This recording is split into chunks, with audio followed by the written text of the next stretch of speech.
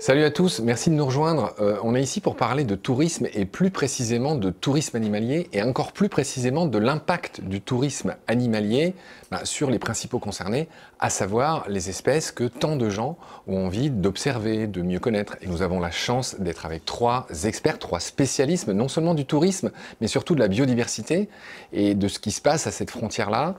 Nous sommes déjà avec Évrard Vendenbaum, explorateur, photographe, réalisateur, géologue, l'aventurier des mondes perdus, le French Doctor de la biodiversité, un spécialiste du Macaï et du Sulawesi. On a aussi la chance d'être avec Justine Frédéric. Et toi, tu travailles avec les professionnels du tourisme et justement pour les former sur les enjeux de biodiversité sur leur voyage, si j'ai bien compris. Et Chris Debardia, qui n'est évidemment pas ton vrai nom. Ton vrai nom à l'état civil, c'est Christophe Bouchou. Tu es aussi l'auteur d'un livre sur le tigre du Bengale. Et tu, après 16 ans de bourlingage, tu as créé un écolodge au Népal. En plus d'être guide professionnel dans différents endroits du monde, je pense à la Laponie, au pôle, Antarctique, Arctique, et tu connais bien aussi évidemment le Népal où tu as cet écolodge.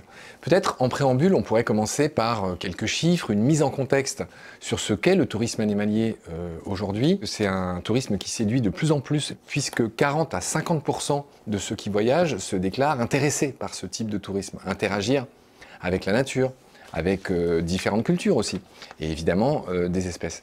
Ce tourisme-là pèse 250 milliards de dollars par an, et cette valeur-là, c'est 10% de la valeur totale du tourisme mondial. Par exemple, le Kenya, 70% des visiteurs touristes viennent pour la faune. Ça représente 7% du PIB de ce petit pays africain. Je me tourne vers toi. Évrard, tu as fondé une ONG qui s'appelle Nature Évolution. En quoi consiste Nature Évolution ? Moi, à la base, je suis plutôt alpiniste, grimpeur, aventurier, etc. Donc j'ai parcouru le monde de cette manière-là, en quête d'exploits et d'explorations diverses et variées. Et puis au fur et à mesure de ces voyages, j'ai commencé à me rendre compte que ça serait bien de donner aussi quelque chose en retour, entre guillemets, c'est-à-dire que j'avais énormément profité de cette nature, mais qu'elle n'allait pas faire long feu finalement si on ne lui donnait pas un petit coup de pouce. Et donc je suis tombé en l'occurrence particulièrement amoureux d'un massif de montagne au sud-ouest de Madagascar qui s'appelle le Macaï. Et en découvrant cet endroit, en ayant la chance d'être plus ou moins le premier à découvrir un certain nombre d'espèces à l'intérieur de ce joyau de la nature, en découvrant également les premières peintures rupestres, etc., je me suis dit que cet endroit était absolument magnifique et qu'il était très menacé. C'est-à-dire que là, c'était une histoire d'années qui se jouait et donc qu'il fallait absolument faire quelque chose le plus vite possible. Donc j'ai créé l'association Nature Évolution dans le but de tenter de protéger, je dis bien tenter parce que c'est un effort qui va durer longtemps, mais tenter de protéger ce joyau-là. Et puis, au fur et à mesure du travail qu'a développé l'association, et notamment qui était un travail scientifique principalement, à l'origine de l'association, on a découvert, ou plutôt on a entendu parler d'autres bouts du monde extrêmement reculés, extrêmement riches en biodiversité, extrêmement difficiles d'accès, et dans un état de relative virginité, on va dire, mais qui était en sursis. Et donc on s'est intéressé à ces autres territoires-là et on a commencé à monter d'autres missions scientifiques. Et puis au bout de quelques temps, à force de ramener tout un tas de nouvelles espèces, de faire des listings d'espèces menacées, d'espèces endémiques, d'espèces rares, pour essayer d'avoir des arguments en faveur d'une classification, on s'est aperçu que ça ne suffisait pas du tout. Et que la science, c'est un élément absolument indispensable, évidemment, pour arriver à démontrer tout un tas de choses, mais que si on veut obtenir une conservation, ça ne suffit pas. Il faut aller beaucoup plus loin, et notamment, il faut réussir à œuvrer avec les communautés locales, ça c'est la clé de tout, puisque ce sont elles qui doivent pouvoir défendre leur propre territoire. Ça ne peut pas venir de nous, occidentaux que nous sommes. Voilà, donc on est obligé de s'appuyer, et c'est très bien, sur les communautés locales, et sur le développement économique. Évidemment que l'écotourisme et le tourisme animalier fait partie des pistes potentielles pour essayer de protéger ce type de territoire. Chris, je me tourne vers toi. Ça fait plusieurs fois qu'on prononce le mot d'écotourisme. Comment toi, tu définirais l'écotourisme ? Un écotourisme, c'est un tourisme où il y a un bénéfice commun entre les gens qui viennent et les gens qui reçoivent. Les espèces, la nature, il faut que ça reste sur une idée de bénéfice commun. Et en ça, après, ça devient de l'écotourisme. parce que ça veut dire qu'il n'y a pas une vraie exploitation. Et dans ce sens-là, s'il n'y a pas d'exploitation, il n'y a pas de destruction. Tout le monde doit être gagnant là-dedans. La nature doit être gagnante, les locaux qui reçoivent doivent être gagnants, et puis le touriste qui vient, il a son expérience, et surtout, il revient avec du savoir. C'est ça le plus important, parce que le fond du problème, hein, c'est les fausses croyances et l'ignorance dans tout ça. C'est la base de la religion hindouiste. Hein. Il n'y a pas de démon, hein, ça n'est que l'ignorance des gens qui est personnifiée et qui personnifie les démons. C'est la clé du problème. Justine, comment toi tu définis écotourisme? Comment tu transmets cette notion aux gens que tu accompagnes, qui sont les professionnels du tourisme? Pour moi, l'écotourisme, c'est vraiment un cercle vertueux. Bien sûr, on apporte des bénéfices pour les populations locales, pour la nature, etc. L'éducation est vraiment très importante dans l'écotourisme. L'idée, quand on fait de l'écotourisme, c'est que quand on revient, on est différent, on a appris des choses, mais qu'on a laissé un impact positif sur place. Donc tout est dans la manière de voyager, des retombées économiques aussi, où est-ce qu'on va mettre l'argent précisément, et comment est-ce que c'est géré sur place également. Ébrard, je reviens vers toi. À l'heure de parler de tourisme animalier, notre exercice de pensée aujourd'hui, c'est d'essayer d'imaginer à quoi pourrait ressembler 2075 dans 50 ans, sur cet enjeu précis. Et évidemment, pour en parler, il faut d'abord peut-être faire une mise en contexte sur ce qui existe aujourd'hui en 2025. Quel regard tu portes sur les différents types d'écotourisme? Tu as toi-même mené des voyages, tu as guidé des scientifiques, mais aussi des voyageurs. Quel retour d'expérience tu aimerais nous faire part concret, qui nous montre peut-être une retombée positive et puis quelque chose de moins positif? Alors déjà, je pense que je reviens sur la notion d'écotourisme même. Je valide complètement les propos de mes collègues ici, mais ce n'est pas du tout la réalité actuelle. Ça, c'est l'idéal. Mais la réalité, elle n'est pas du tout là. La réalité, c'est que tout tour opérateur utilise le terme écotourisme sans avoir forcément changé ses méthodes, son regard, sa manière de faire intervenir les communautés locales ou de protéger la nature, en l'occurrence. Donc le mot est totalement dévoyé aujourd'hui. Moi, je ne pense pas qu'il ait une connotation particulièrement vertueuse à l'heure d'aujourd'hui. Maintenant, dans ce qui se fait dans les expériences que moi j'ai pu vivre, il y a un certain nombre de bénéfices, effectivement, qu'on peut retrouver. Si je prends le cas, par exemple, du Mackay, hein, qui est le cas que je connais le mieux, puisque j'y ai passé presque 5 ans de ma vie ces dernières années, il y a un certain nombre de personnes qui viennent découvrir les lieux. Alors, il faut déjà avoir une conscience qu'à Madagascar, tu parlais du Kenya, mais Madagascar, c'est exactement la même chose. Les gens viennent quasiment à 100% pour voir des lémuriens. Hein, c'est quand même la clé, et donc c'est principalement pour faire du tourisme animalier. D'où le fait qu'on puisse potentiellement s'appuyer sur ces animaux pour essayer de protéger un certain nombre de territoires. D'ailleurs, en se disant, puisqu'il va y avoir, si on arrive à protéger cette forêt, on va avoir des lémuriens. S'il y a des lémuriens, il va y avoir du tourisme. Il y a du tourisme, il y a des revenus pour les communautés locales, et donc une envie mutuelle des communautés locales de protéger ces territoires pour qu'il y ait ces revenus qui persistent, on va dire. C'est ce qui se passe aujourd'hui dans un territoire comme le Mackay. Mackay, mais c'est une niche, hein, je précise, c'est un point particulier. C'est un territoire extrêmement difficile d'accès, où tout le monde ne va pas. On parle aujourd'hui de 200 touristes par an, hein, c'est minuscule, pour un terrain qui est un terrain de jeu, si je puis dire, qui fait 4000 km². Donc c'est absolument gigantesque. Et là, effectivement, les gens viennent pour essayer de voir des paysages splendides, c'est vrai, mais aussi et surtout des lémuriens. Des lémuriens, des tortues, des serpents, des caméléons, tout un tas de choses. Et l'idée, c'est de se poser la question de trouver la bonne méthode, en l'occurrence, pour que ce tourisme-là bénéficie, comme tu le disais tout à l'heure, Chris, aux communautés locales, et que, de fait, vu que ça bénéficie aux communautés locales, celles-ci, ces dernières, aient envie de protéger cette forêt. Donc le bénéfice revient, comme disait à nouveau Chris, revient à l'environnement lui-même.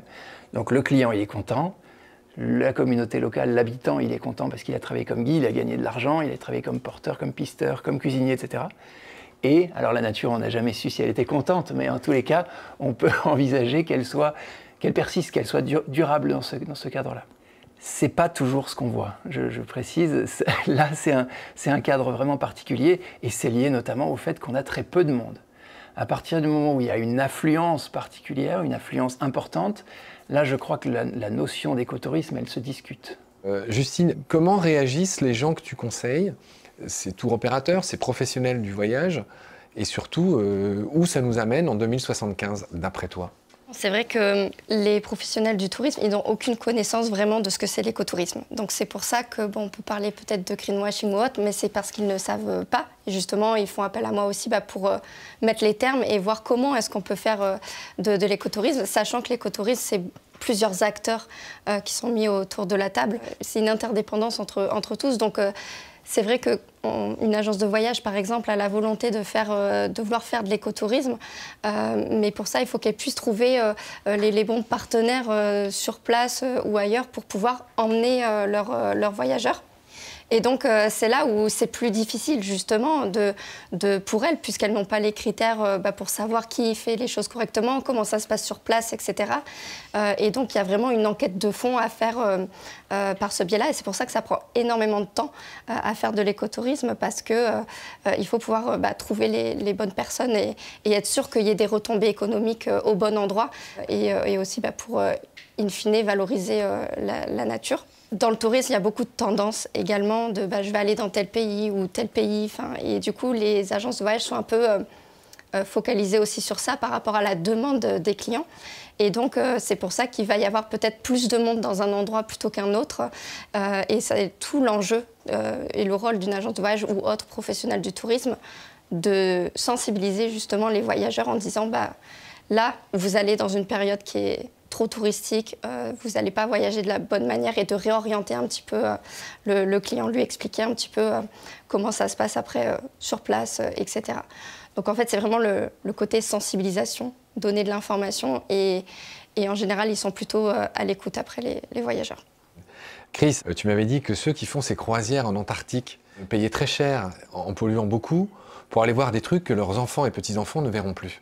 Est-ce que certains types de tourisme animalier en 2075 n'existeront plus de facto ou seront interdits? C'est une question qui est vraiment multiforme et qui est une question de dimension parfois.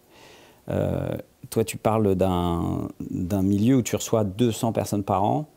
Donc c'est vraiment un micro. Moi, à Bardia, déjà, je considère qu'on a très peu de touristes. On en a à peu près 15 000, 20 000 par an. Et c'est pas beaucoup. Et je sais que c'est pas beaucoup parce que dans le parc national de Chitwan, qui est à 400 km plus à l'est et qui est plus près de la capitale, on est sur des 200, 250 000 personnes qui visitent. Katmandou au passage. Voilà, qui visitent chaque année. Et même ça reste par an, finalement, ça reste tout à fait dans des bonnes proportions. Ça dépend des milieux, ça dépend de ce qu'on visite. Après, quand on passe au niveau des mondes polaires et puis des croisières expéditions, effectivement, il y a un autre problème, c'est que l'Antarctique, ça paraît très grand, mais c'est un tout petit endroit de l'Antarctique qui est visité la plupart du temps. C'est la péninsule antarctique, c'est la partie qui est la plus accessible depuis l'Amérique du Sud, qui est donc visitée sur une assez petite partie par de très nombreux bateaux. De la fin du mois d'octobre jusqu'à la moitié du mois de mars, voilà, avec des gens qui débarquent sur des sites en particulier. Sur la grandeur du continent, c'est très très marginal. Par contre, sur les sites qui sont visités, évidemment, il y a un impact. Et un impact qu'on peut avoir vu, par exemple, pendant la période du Covid. Certains de mes collègues ont été sur les sites qui étaient normalement visités par de nombreux bateaux et où là, il n'y avait plus de bateaux, justement. Et effectivement, les oiseaux ne nichaient pas de la même façon sur les endroits où d'habitude il y avait des touristes qui venaient. Tout ça dépend de la dimension. Et effectivement, ça dépend de qui est engagé dans l'histoire de l'écotourisme et comment ça se passe. Un opérateur qui envoie des gens à l'étranger dans des milieux, que ce soit dans un parc national ou ailleurs, hein, lui, l'opérateur, son objectif, il est différent de l'objectif du parc national qui est la conservation. On n'a pas les mêmes objectifs. On essaie d'arranger nos objectifs, bien sûr. Mais in fine, voilà, l'opérateur, lui, il veut avoir un profit. Et puis le parc national, il veut avoir de quoi fonctionner. Est-ce que ça t'est déjà arrivé dans ta carrière de te retrouver en porte-à-faux Bien entre sûr. tes convictions naturalistes, car tu es naturaliste, un grand amoureux des oiseaux et des tigres. Est-ce que ça t'est arrivé de te retrouver en porte-à-faux par rapport à ces questions d'hypertourisme ou de tourisme animalier? Alors, le porte-à-faux, il est tous les jours, le porte-à-faux. Comme tu disais, on n'est absolument pas dans un monde de bisounours, là, et on arrive avec des très belles idées, des très beaux concepts, mais tous les jours, on est en travers de notre propre chemin. On arrive dans un milieu où on n'est pas forcément le bienvenu. On n'est pas, je veux dire, moi, si je croise un tigre et qu'il me voit, il va se sauver. Il n'est pas content de me voir. Ouais. Donc, bien sûr, j'essaie d'avoir une approche qui soit le plus éthique possible, ne pas déranger l'animal, etc. Mais des fois, on n'y arrive pas. C'est déjà une chose. Hein. Et puis surtout, on vient des fois avec des gens qui n'ont pas du tout cette idée-là. Il y a des gens qui veulent juste leur photo et le reste, ils s'en foutent complètement. Ça arrive également. Alors maintenant, sur la projection, tu me parles de projection. Dans le futur, moi, je constate aujourd'hui le morcellement des espaces sauvages parce qu'on est dans un monde avec une population qui croît, donc avec des besoins qui croît. Donc l'exploitation de la nature, c'est partout et à tous les niveaux. C'est le bois, c'est la mine, c'est l'eau, c'est les minéraux, etc. Il y a une pression énorme qui est faite sur les milieux sauvages et il y a ce qu'on appelle un morcellement de ces milieux sauvages. C'est-à-dire qu'au lieu qu'ils soient reliés les uns les autres, connectés et qu'ils puissent opérer des échanges à l'intérieur, ils deviennent de plus en plus petits déjà et séparés les uns des autres. Et c'est la mort d'un ensemble qui va mourir par petits morceaux. C'est surtout ça. Bon, c'est très noir de dire ça comme ça. Il y aura des morceaux qui sont plus gros qui vont être conservés parce que dans notre monde, les décisions politiques devront quand même montrer qu'il y a quelque chose qui est conservé. Mais il y en aura beaucoup de petits qui vont s'éteindre et on va perdre de la diversité. Je voudrais juste poser comme base les impacts positifs et négatifs du tourisme animalier de manière très théorique. Parmi les impacts positifs, le premier, c'est que ces endroits, ces enclaves de vie sauvage ou plus ou moins enclos protégés financent leur conservation. Secondo, ils créent des emplois locaux. Tertio, et ça j'y crois beaucoup moins personnellement, ils sensibiliseraient à la biodiversité. Parmi les impacts négatifs, il y a évidemment un stress et une perturbation des principaux concernés, c'est-à-dire des espèces qui vivent là-bas. Le deuxième impact négatif, ce sont ce qu'on appelle les zoonoses, et ça va dans les deux sens. Ils peuvent nous transmettre ou nous pouvons leur transmettre. On se souvient tous du Covid, ça a commencé comme ça. Donc Évrard, ton expérience personnelle t'amène à penser que en 2075, est-ce qu'on aura résolu ces quadratures du cercle? Comment tu vois les choses en 2075 par rapport à cet impact sur la faune sauvage? Je ne suis pas sûr aujourd'hui que le tourisme animalier ou tourisme tout court ait la force et la puissance économique suffisante pour renverser la tendance. La tendance que Chris évoquait, c'est celle du morcellement, c'est celle de l'exploitation à tout crin de toutes les ressources possibles, jusqu'à ce que mort s'en suive. Pardon pour le côté très sombre, effectivement, mais c'est globalement quand même ça qu'on vit aujourd'hui. Pas sûr que, bien qu'il puisse y avoir à certains endroits un vrai gros potentiel d'écotourisme, un écotourisme, allez, disons-le, idéal, je ne suis pas sûr que ça fasse le poids face aux autres enjeux qui sont les nôtres aujourd'hui. Donc, partant de ça, je ne suis pas convaincu qu'en 2075, il y ait encore matière à aller découvrir des choses nouvelles ou à s'enrichir sur le côté naturel. Je te cite un petit exemple pour être complètement carré. Je viens de revenir d'une mission d'1 mois et demi scientifique sur la péninsule de Samboli, donc c'est un petit morceau absolument splendide qui ressemble au Raja Ampat. Tu vois ce que c'est les Raja Ampat? C'est un des plus beaux endroits de la planète. C'est un endroit splendide et nous on travaille sur un territoire qui est sur l'île de Sulawesi mais qui ressemble beaucoup à cet endroit-là. En face, juste en face, à 5 km, 10 km en face, il y a une côte entière qui s'avère être la plus grosse réserve mondiale de nickel. Je ne te fais pas un dessin, qu'est-ce que tu veux faire face à ça? Alors que cet endroit est pourtant un des plus beaux endroits, qu'il a même été classé dans les 10, ils appellent ça, comment dire, the 10 next Balis, tu vois, quelque chose comme ça. Donc ils imaginent que ça pourrait être un des sites phares du développement écotouristique d'Indonésie. Malgré cela, malgré ce potentiel de valeur du coup, c'est une valeur économique non négligeable, en face, il y a d'autres valeurs qui sont incommensurablement plus élevées. D'accord ?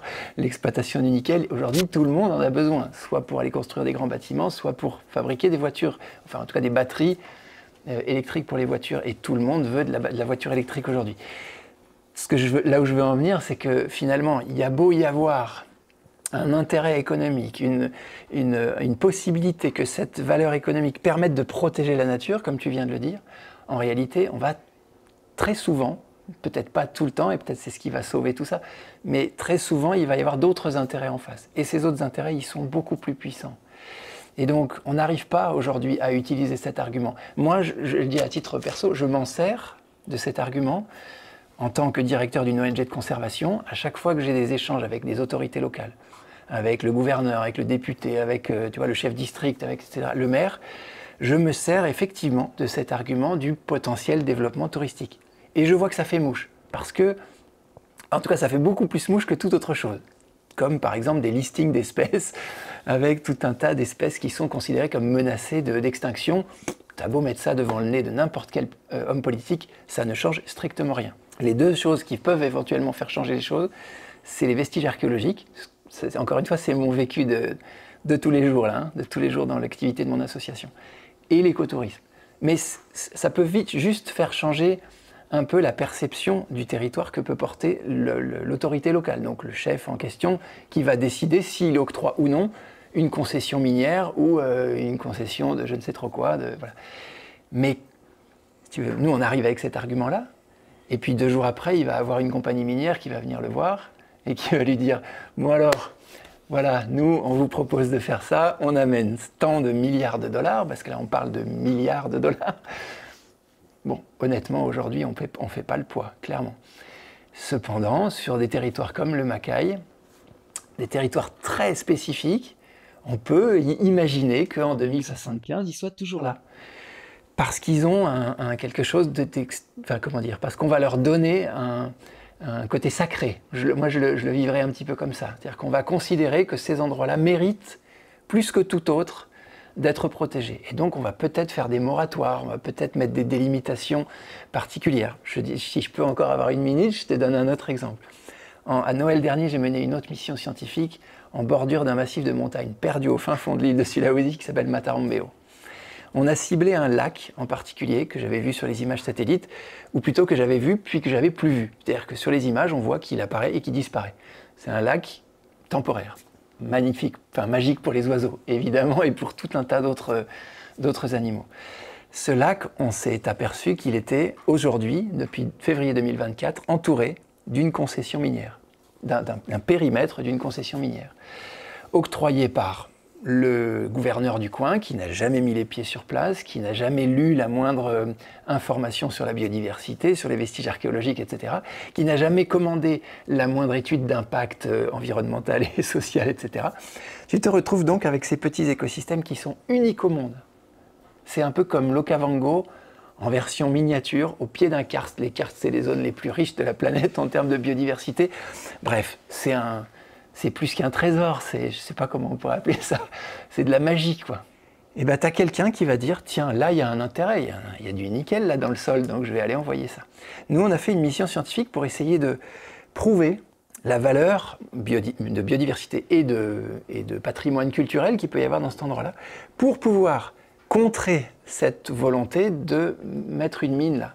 Et donc, on a obtenu, tout récemment, non pas que la concession soit annulée, mais qu'elle soit reculée. C'est-à-dire que la délimitation, le périmètre sur lequel la compagnie a le droit d'agir s'en trouve réduit. Et réduit, heureusement, suffisamment pour que les dégradations qui seront faites, parce qu'on n'arrivera pas à empêcher ces dégradations, qui seront faites n'auront pas d'impact sur le lac. C'est-à-dire qu'on a réussi à éviter, par exemple, de toucher tout le bassin versant qui alimente ce lac. Donc, cette bataille, c'est une vraie bataille, hein, j'insiste de tous les jours, c'est grâce à ces données scientifiques, mais c'est aussi grâce à l'argument qui dit cet endroit va attirer potentiellement des touristes du monde entier qui vont pouvoir observer les oiseaux qui vivent dans ce lac temporairement, qui vont pouvoir voir les petits poissons qui sont uniques, qui n'existent que là, qui sont endémiques de ce lac. Donc ça a du poids. Ça a du poids, mais sur des périmètres extrêmement restreints. C'est ça que je veux dire. Ça ne suffira pas, malheureusement, à protéger l'ensemble de la merveilleuse nature qui existe encore. Justine, les gens que tu rencontres, les gens que tu conseilles, est-ce qu'ils ont conscience de ce qu'on vient d'évoquer avec Chris et Évrard? Quelles sont les tendances actuelles et que laisse-t-elle imaginer par rapport à 2075 dans 50 ans? Alors les gens que j'accompagne, la plupart du temps, ils ne savent pas tout ça. Enfin, comme je le répète peut-être, mais ils n'ont aucune conscience. Ils apprennent énormément le fait de connaître des milieux en difficulté.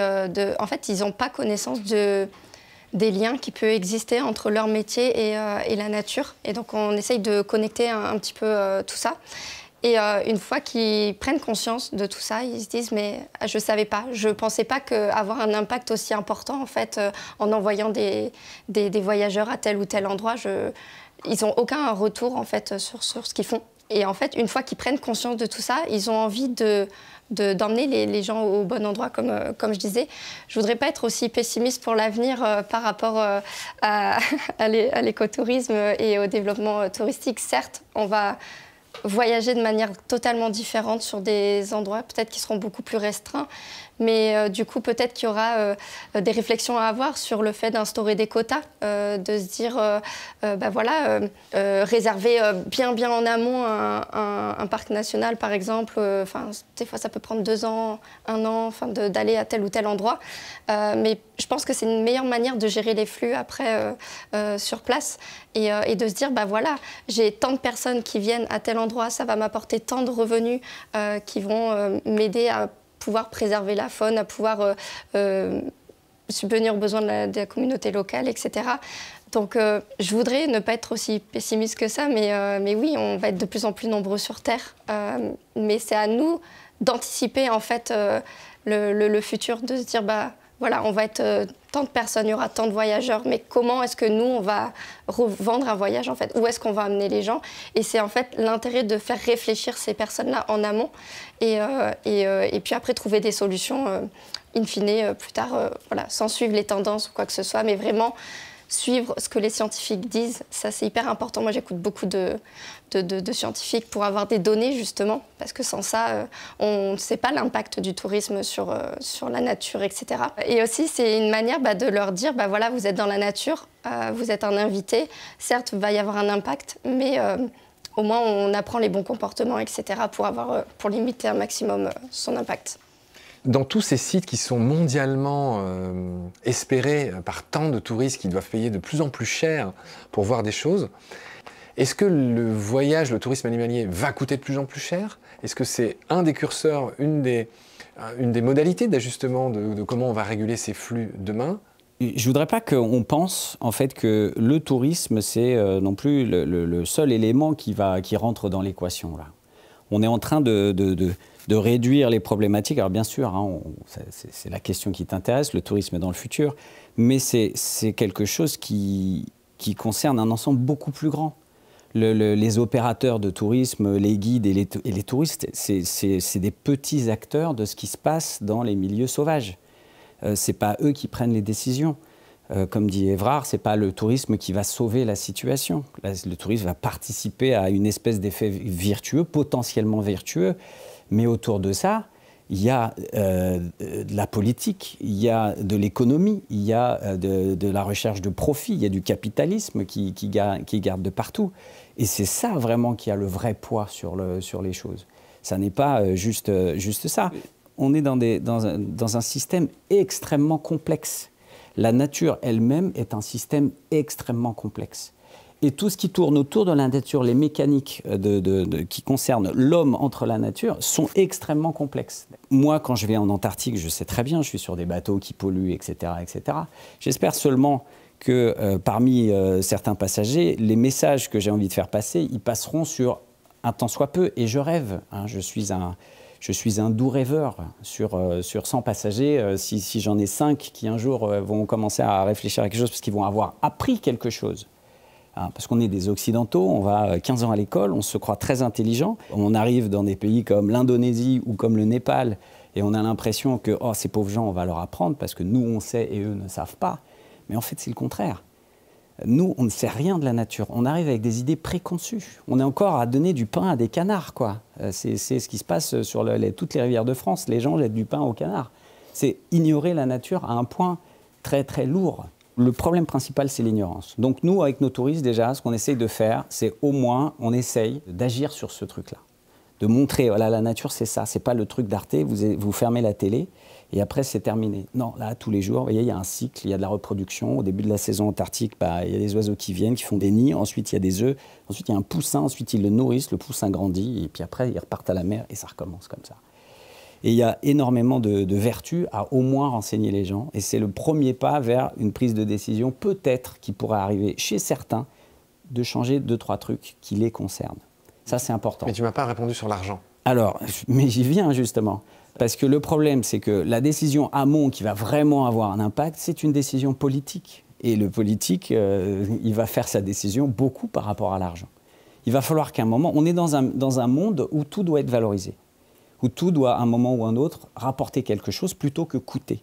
Quand vous essayez de faire un parc national et de conserver la nature, c'est un gouffre à pognon. C'est un truc qui coûte de l'argent. C'est des pressions autour de gens qui voudraient bien s'accaparer l'espace et qui, eux, font tout et qui ont justement des avocats, des juristes, tout ça, qui sont derrière eux. Et c'est des gardes qu'il faut payer, c'est des compensations parfois qu'il faut donner. C'est extrêmement coûteux. Si je prends l'exemple du Népal, le parc national de Bardia, qui fait 1000 km², qui est une success story. Quand je suis arrivé à Bardia, il y avait 50 tigres dans les années 2000. Aujourd'hui, on en est à 130. C'est une success story. Mais ça coûte un pognon dingue. Et ce n'est pas l'argent des touristes. Bien sûr, ça participe à un effet vertueux, mais le reste, c'est les ONG internationales qui donnent de l'argent au gouvernement népalais et le gouvernement népalais qui met ça là-dedans. La question du tourisme là-dedans, elle est importante, mais finalement, elle est toute petite. Tu vois, le tourisme, c'est un apport. C'est pas la clé. Pour le touriste qui va venir, effectivement, il va falloir payer.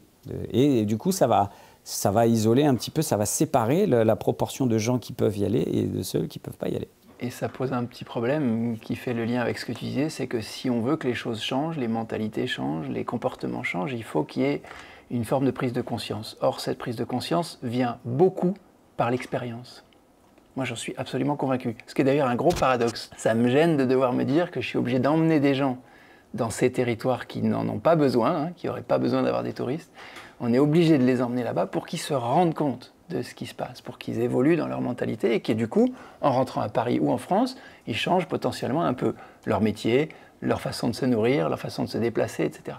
Mais si le coût augmente, et ça va probablement augmenter effectivement pour pouvoir avoir la chance, le droit, le privilège de pénétrer dans des zones isolées où on va trouver tel animal qui n'existe plus ailleurs, etc., ça pose un petit problème, parce que ça veut dire que la majeure partie de la population ne pourra pas avoir accès à ces découvertes-là, à ces expériences-là, et donc en termes d'éducation, de sensibilisation, c'est pas le bon chemin. Tu vois ? Donc il faudrait idéalement qu'on réussisse à maintenir un certain prix, une certaine accessibilité quand même à ces choses-là. Ou alors, il faut que tout devienne virtuel. Peut-être c'est ce qui va se passer en 2075. On se doute bien qu'on ne pourra plus trop prendre l'avion pour aller voir les Raimanta aux Maldives. Non, mais on ne pourra plus non plus regarder de films en 360 ou en réalité virtuelle, parce qu'il faudra aller chercher des ressources à l'autre bout de la planète qui vont de toute façon consommer du CO2 comme jamais et défoncer la biodiversité, etc. Le changement de cap, il doit être plus que drastique. Ce que je voulais dire simplement sur la notion de virtuel, c'est qu'il y a aujourd'hui énormément de technologies qui permettent de ressentir ou en tout cas de se retrouver au milieu, d'avoir un lion qui nous passe par-dessus, de ressentir des émotions fortes de semi-contact, on va dire, un contact virtuel, quoi. Le hic, c'est que ces émotions-là, on les vit d'une part sans y réfléchir, c'est-à-dire sans lutter, sans se battre sans dépenser d'énergie pour aller les voir. Donc on n'a pas cette sensation d'avoir acquis quelque chose. C'est tout à coup, on nous met un casque et puis on se retrouve au milieu des éléphants, au milieu des lions, au milieu des girafes, etc. Et puis surtout, ça s'arrête en 5 minutes, en 10 minutes. Et hop, on est reparti dans nos vies de tous les jours. Donc la notion d'expérience que j'évoquais tout à l'heure, Elle n'est pas acquise à ce moment-là. Et la notion de savoir, elle n'est pas acquise non plus. Parce que ce savoir et cette expérience ne s'acquièrent qu'avec du temps. Il faut du temps, il faut ressentir tout ça. Pour avoir passé là, encore une fois, un mois en forêt tropicale, jamais, au grand jamais, je le dis, je vais faire très réfractaire comme ça, mais jamais un outil virtuel ne va nous permettre de ressentir ce qu'on peut ressentir dans une forêt primaire. C'est impossible, je pense.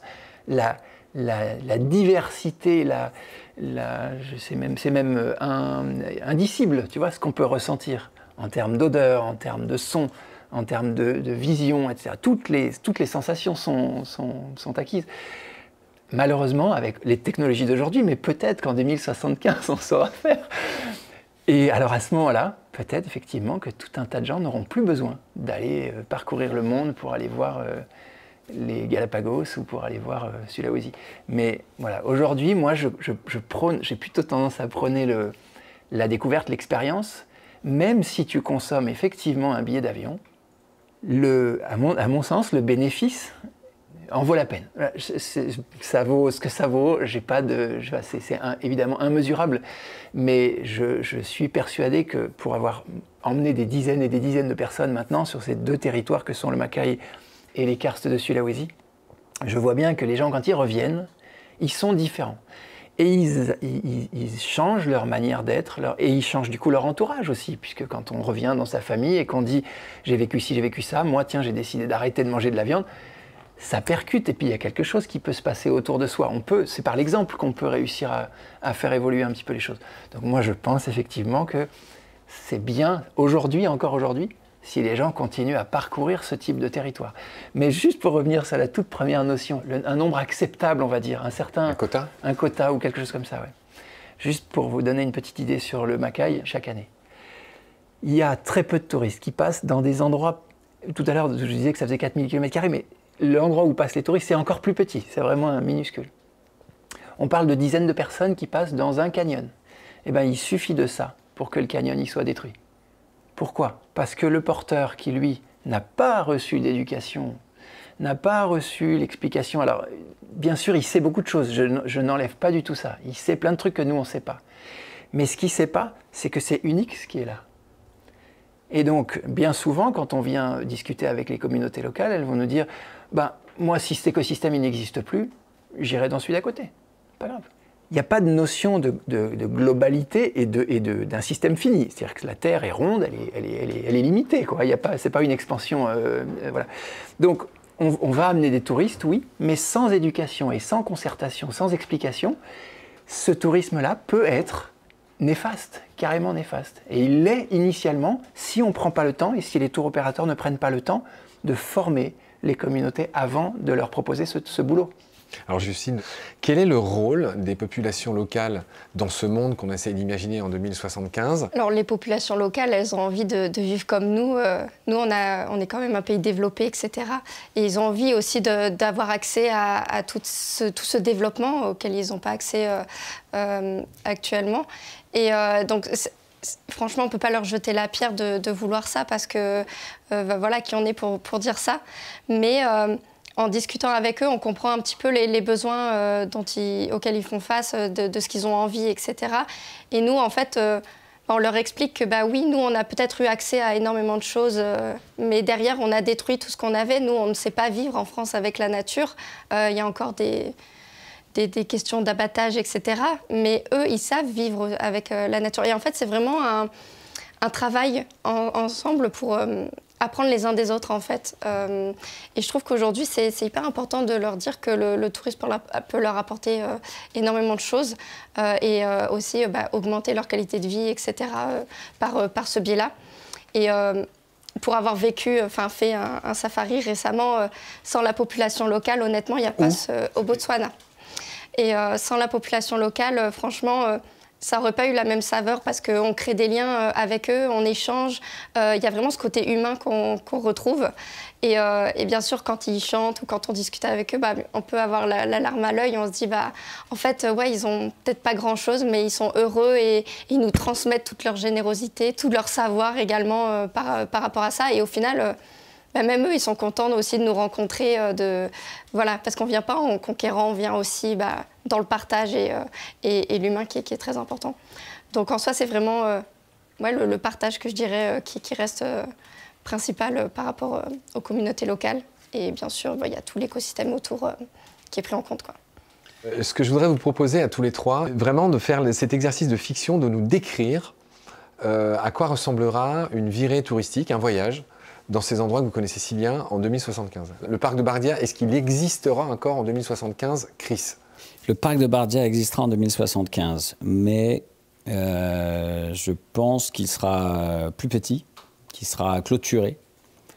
Ce qui n'est pas aujourd'hui? Ce qui n'est pas aujourd'hui. Qu'est-ce qui arrive aux tigres qui ont des envies de se dégourdir les jambes en dehors? Là, en ce moment, les tigres qui ont des envies de se dégourdir les jambes se bloquent aux frontières du parc national qui sont ouvertes. Et derrière les frontières du parc, il y a des villages.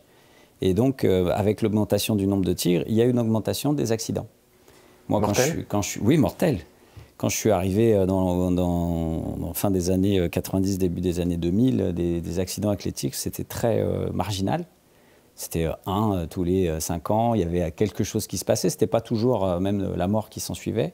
Depuis 2 ans, il y a 20 personnes qui ont perdu la vie autour du parc national de Bardia avec des tigres. Et c'est pas... Alors bien sûr, nous, on voit ça avec notre ignorance, avec les sensations que ça nous donne et puis la perspective empathique de se trouver avec un fauve, une véritable machine à tuer, qu'est-ce qu'on ferait? Mais la nature du tigre, c'est pas ça. Le tigre, il n'est pas dangereux pour l'homme, on en a déjà discuté. C'est simplement ces circonstances. Il y a un tigre à un moment qui arrive à plusieurs frontières, une frontière naturelle avec un autre copain qui est plus fort que lui et qui lui dit « tu te casses de chez moi ». Et puis la frontière avec un village où il n'est pas bienvenu. Et entre les deux, il meurt de faim, quoi. Et donc il faut qu'il trouve une solution. Et la solution la plus simple, c'est d'aller manger une mémé plutôt que d'aller se coltiner à d'autres créatures qui sont plus agréables et plus potentiellement dangereuses. C'est simplement, bêtement ça. Mais c'est actuellement, là, comme ça, c'est pratiquement insoluble. C'est intéressant ce que tu as dit, parce que tu m'as répondu sur au moins un point. Tu as dit, en 2075, le parc de Bardia, il sera clos et il sera plus petit. Ça, c'est du concret, Chris. Alors, je pense qu'il sera clos et plus petit. Et il y a une autre raison, c'est que le parc de Bardia, c'est des millions de dollars sur pied. Parce que c'est une forêt de salle immense. Le salle, c'est un bois de fer, c'est un bois dur, c'est un bois imputrescible que tu coupes une planche dans l'arbre sans le faire sécher, sans le traiter, sans rien. Ta planche, elle ne bouge pas et paf, ça reste comme ça. C'est un matériau de construction. Le bois, c'est une ressource qui est énormément demandée par les pays qui se développent. Je ne donnerai pas de nom, mais ça coûte c'est beaucoup d'argent. Et aujourd'hui, le tigre protège la forêt. Alors la forêt protège le tigre naturellement, mais aujourd'hui, aux yeux des humains qui ont envie de garder des tigres, il faut garder une forêt. Et si le tigre commence à manger les gens et à devenir moins intéressant pour les gens, eh bien, il n'y aura aucune raison de garder cette forêt qui conserve le tigre. Ouais. Donc on va rendre cet espace plus petit, on va le clôturer pour pas qu'il nous embête. Et puis finalement, ça va être... Je pense que ça sera peut-être privatisé aussi. Il y a peut-être une entreprise qui dira au gouvernement, je vous débarrasse de ce truc qui vous casse les pieds et pour lequel vous n'avez aucune solution. Je privatise et puis on fera des safaris dans une réserve à la taille d'un parc national. Évrard, donne-nous ta vision de comment tu vois le Macaï ou Sulawesi en 2075. On va parler de Sulawesi du coup, parce que c'est un territoire qui aujourd'hui, en 2025, est assiégé littéralement par des monocultures de palmiers à huile, des monocultures de poivriers et des mines de nickel. Donc, comme je disais tout à l'heure, un peu, c'est la priorité nationale en Indonésie, donc c'est pas un truc qui va s'arrêter demain. Et quand on regarde les cartes des concessions minières, c'est littéralement, on enlève de sa substance, toute la substance de l'île, quoi, globalement. Donc, toutes les forêts primaires, tous les récifs coralliens, tout ça va globalement disparaître. Sauf des petits endroits qui sont trop difficiles d'accès, sur lesquels il n'y a pas d'intérêt économique majeur, mais qui pourraient préserver une biodiversité extraordinaire. Et là-dessus, potentiellement, dans 50 ans, il y aura encore des parcs, peut-être même qui ne seront même pas fermés, je ne sais pas, peut-être qu'ils seront fermés, mais je pense que ça pourrait ne pas l'être, parce que leur relief les isole suffisamment du reste du monde. Mais malheureusement, aujourd'hui, j'ai un peu la sensation que c'est ça vers lequel on va. Comme disait Chris, un morcellement et un amincissement des zones sauvages et donc des sites qui seront visitables, entre guillemets. Bien ou pas bien, je n'ai pas d'avis. Hein, enfin, j'ai pas d'avis, évidemment, ça me transporte négativement. J'ai beaucoup de tristesse quand je dis tout ça. Mais je veux dire, c'est pour notre bien, entre guillemets.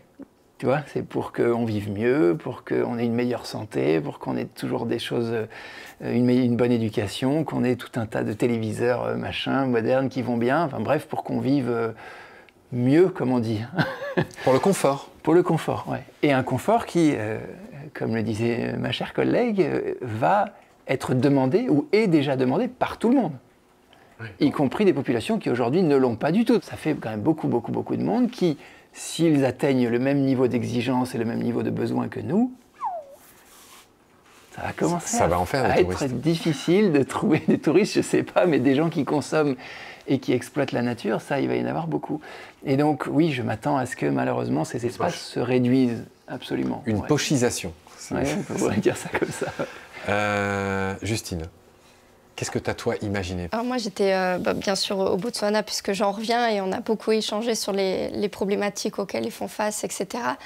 Mais moi, je pense qu'en termes de zones géographiques, ça ne va pas rétrécir cette zone-là, parce qu'ils ont déjà compris le concept de la préservation de ce lieu, etc.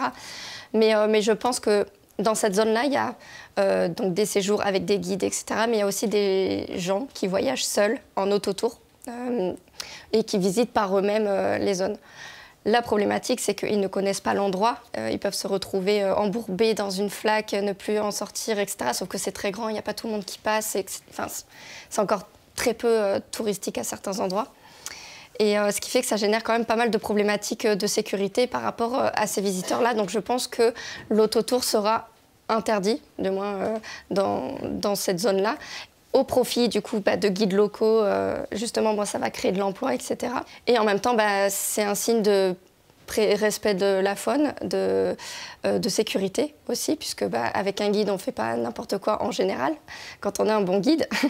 Et c'est surtout qu'il y a beaucoup de gens qui font du camping un peu partout en temps normal, et que, bien sûr, s'il y a un animal la nuit qui passe, ça peut être très dangereux. Donc l'idée, là aussi, c'est de faire respecter les règles sur place de sécurité. Et parce qu'un lion qui mange un humain, par exemple, il va falloir tuer le lion, parce que sinon, il risque, une fois qu'il a goûté à la chair humaine, il pourrait être réattiré à nouveau par ça. Et il y a déjà eu un cas au Botswana. Donc je pense que cette partie-là sera plus préservée et mieux gérée, du moins sur place. Et surtout, les enjeux futurs, ça va être la cohabitation homme-animal. Où est-ce qu'on va voyager? Comment est-ce qu'on va cohabiter avec pour éviter les conflits, etc. Mais au profit de qui? Là, ça va être toute la question. Est-ce qu'on va tuer un animal parce qu'il nous a dérangés, ou au contraire, est-ce qu'on va essayer de s'adapter, nous, en tant qu'humains, et que chacun trouve, entre guillemets, sa place pour pouvoir vivre le mieux possible, quoi. Cohabitation qui sous-entend un rapprochement majeur entre des communautés humaines et des écosystèmes qui, eux, n'ont jamais potentiellement vu d'humains. C'est une des raisons, si ce n'est la seule raison aujourd'hui évoquée pour expliquer l'émergence du Covid, quand même, c'est ce rapprochement finalement inopiné et indésiré, non désirable, de l'humain vers des zones de biodiversité qui, comme tu l'as évoqué tout à l'heure, peuvent générer des impacts dans un sens comme dans l'autre. Pour revenir sur ce petit sujet en quelques mots, tu as parlé de zoonose. Il y a des cas où, effectivement, nous, on va récupérer un parasite ou une bactérie ou un virus, etc. Mais de l'autre côté, il y a aussi ce que tu évoquais un peu tout à l'heure, c'est le risque que nous, en tant qu'humains, on puisse apporter quelque chose de dramatique, pour le coup, sans même le savoir. Chris, ça fait longtemps que je ne t'ai pas entendu. Est-ce que tu aurais une autre histoire, peut-être ailleurs qu'au Népal, parce que tu connais très bien la Laponie, tu y as vécu aussi. Peut-être, toujours pareil, refaire cet exercice en 2075, puisqu'on là on parle d'endroits du Sud, plutôt chauds, plutôt tropicaux. Et puis c'est vrai qu'on a parlé un peu d'Antarctique, mais peut-être dernier tour de table pour savoir ce que, d'après toi, il pourrait se passer dans un pays froid comme la Laponie. Alors, plutôt que la Laponie, je pense que le mieux, c'est de prendre l'exemple du Spitzberg à ce moment-là. Vas-y. C'est-à-dire l'archipel qui se trouve 1000 km au nord du Cap Nord norvégien, où je me rends là dans quelques jours, justement, et où il y a un tourisme de croisière expédition. Alors là, les signes du réchauffement climatique sont très très nets, très très clairs. Je pense que En 2075, alors on n'aura pas perdu toute la glace, mais on aura reperdu pas mal de glace, avec un ralentissement notamment de la banquise pendant l'été, un rétrécissement du minimum de banquise. Donc là, ce ne sera pas le même paysage déjà. Alors la Norvège en ce moment est en train de beaucoup réguler les croisières expéditions. Malheureusement un peu à tort et à travers, on ne comprend pas trop ce qui se passe. C'est-à-dire que c'est des décisions politiciennes, ce n'est pas des décisions de concertation. On ne sait pas trop sur quoi ils se basent pour essayer de ralentir ça. Il y aura encore des croisières non scientifiques, ce que je dis est un non-sens, en 2075 d'après toi, là-bas? Non, pourquoi un non-sens? Non, là, des croisières non scientifiques, c'est ce qu'on fait. Hein. La croisière expédition, c'est une croisière touristique. Et il y en aura encore, mais je pense que ça aura beaucoup réduit, parce que je pense que les gens, principalement, ce qu'ils viennent voir sur ces destinations sont les animaux, l'ours polaire en particulier, les morses, les cétacés, etc. Et ces animaux, ils auront été impactés par tout ça. Et à mon avis, en tout cas, ils vont avoir changé peut-être déjà leur nombre va avoir diminué. Et puis, ils auront changé leur comportement pour s'adapter. Tu penses qu'il y aura encore des ours polaires au Spitsberg en 2075? Il y en aura moins. Ils seront de passage pendant les moments froids. Il y aura toujours des animaux perdus à terre, ce qui est normal. Hein. Mais c'est difficile à voir parce que ça va changer le sens des courants marins qui sont très très importants pour la dérive de la glace et justement pour savoir comment circulent les ours dans les zones où ils habitent. Il y a une circulation en ce moment qui se fait parce que la banquise dérive. Des fois ça les amène à terre, des fois ça les ramène sur des parties de banquise plus denses. Et il y a des courants qui sont connus et ces courants sont en train de changer justement en ce moment. Donc de toute façon, je pense qu'effectivement, il y aura moins de glace, il y aura moins d'ours et là, le tourisme, ce sera un tourisme différent, c'est sûr. Tu peux être plus précis, différent, c'est-à-dire différent, il y aura moins, c'est sûr, il y aura moins. Parce que ça sera plus... Les gens... Je veux dire, ce qu'on verra au Spitsberg, c'est ce qu'on voit aujourd'hui dans le nord de la Norvège. C'est d'anciennes vallées glaciaires avec moins de glace, ce qui est très très beau, il n'y a pas de problème. Mais avec un étage de glace en moins. Donc le tourisme en 2075, si je fais une espèce de synthèse de ce que vous m'avez dit, sera plus restrictif qu'aujourd'hui et plus petit, plus grignoté, plus difficile. Mais vous avez encore espoir que la Terre soit encore en un seul morceau en 2075. On va dire que ça, c'est plutôt positif. En tout cas, merci à tous les trois d'avoir partagé vos vues, ce que vous prévoyez pour ce qui pourrait se passer dans 50 ans. Grand merci d'être passé par les locaux de Nomade Aventure. On a eu la chance d'enregistrer cet entretien. Prenez soin de vous et de ce qu'il y a autour de nous. Merci, salut.